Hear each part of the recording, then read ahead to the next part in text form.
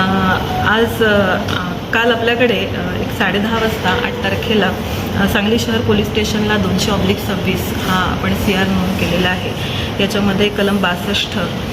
BNS 340 आणि 3(5) त्याचप्रमाणे arm act 3(4)25 आणि MB ॲक्ट 192 हे सेक्शन्स आहेत। यामध्ये आपले LCBचे जे लोक होते ते पेट्रोलिंग करत असताना त्यांना गोपनीय बातमीदाराकडनं माहिती मिळाली की एक जो प्रतिष्ठित व्यक्ती आहे त्याच्या खुनाची तयारी काही लोक करत आहेत आणि एक पांढऱ्या रंगाच्या मारुती कारमध्ये हे 3 लोक बसलेले आहेत। आणि त्यानुसार माहिती मिळाल्यानंतर आपल्या LCBची जी टीम आहे त्या LCBच्या टीमने त्या ठिकाणी जाऊन या 3 लोकांना ताब्यात घेतलेलं आहे आणि त्यांच्याकडे विचारपूस करता असं समजलं की सांगली शहरामधले जे प्रतिष्ठित संजय भोगरे आहेत त्यांच्या खुनाची तयारी हे लोक करत होते आणि या लोकांकडनं आपण जवळजवळ 2 देशी बनावटीचे पिस्तूल आणि 4 जिवंत काडतूस, त्याचप्रमाणे एक मोठा चाकू आणि मारुती कार अशा प्रकारचं मुद्देमाल आपण जप्त केलेला आहे। यामध्ये जे आरोपी आपल्याला मिळाले आहेत ते म्हणजे गणेश लोखंडे, विराज बुटाले, संग्राम संभाजी फडतरे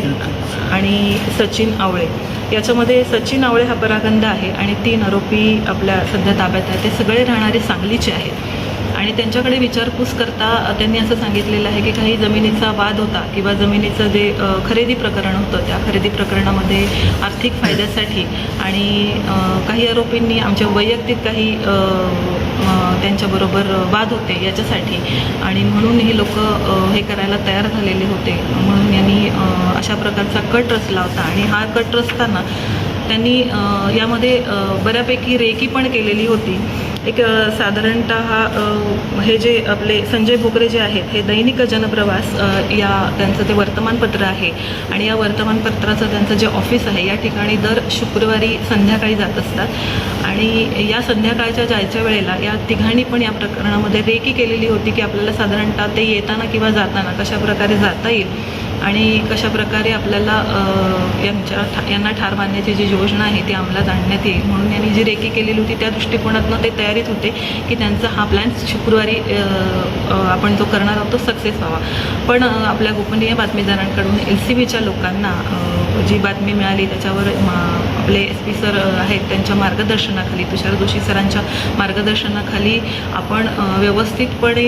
या गुन्ह्याला प्रतिबंध करण्यासाठी आपली पण योजना आपण जी होती ती अंमलात आणली आणि हे काही करू नये किंवा हे करताना आपण आरोपींना ताब्यात घेतलेलं आहे आणि अशा प्रकारे मुद्देमाल आणि आरोपी आपल्या ताब्यामध्ये आहेत। फक्त या घटनेमध्ये आपल्याला जे आरोपी मिळालेले आहेत त्यांनी जो हा कट रचलेला होता त्याच्यासाठी त्यांचा काही आर्थिक फायदा होता किंवा किंबहुना हे फक्त जमिनीच्या वादाचा प्रश्न होता की वैयक्तिक त्यांचे काही प्रॉब्लेम्स होते किंवा इतर कोणी याच्यामध्ये आणखीन सहभाग आहे याचा आम्ही शोध घेत आहोत। आता सध्या या तिघांनाही 11 तारखेपर्यंतचा PCR मिळालेला आहे। मुख्य आरोपी जो आहे सचिन आवळे तो सध्या परागंदा आहे। तो मिळाल्यानंतर सुद्धा आम्हाला त्याच्यामध्ये त्याची नक्की कुठली दिशा आहे हे ठरवता येईल आणि त्याप्रमाणे आम्ही तपास करत आहोत। सध्या तरी आत्ता तपासामध्ये इथे कुठलीही राजकीय पार्श्वभूमी काही दिसत नाही आहे, केवळ काहीतरी जमिनीचा वाद किंवा आर्थिक फायदा एवढंच कारण दिसून येत आहे। सबस्क्राईब करा आणि परिसरातील ताज्या घडामोडी सर्वात आधी बघण्यासाठी बेल आयकॉन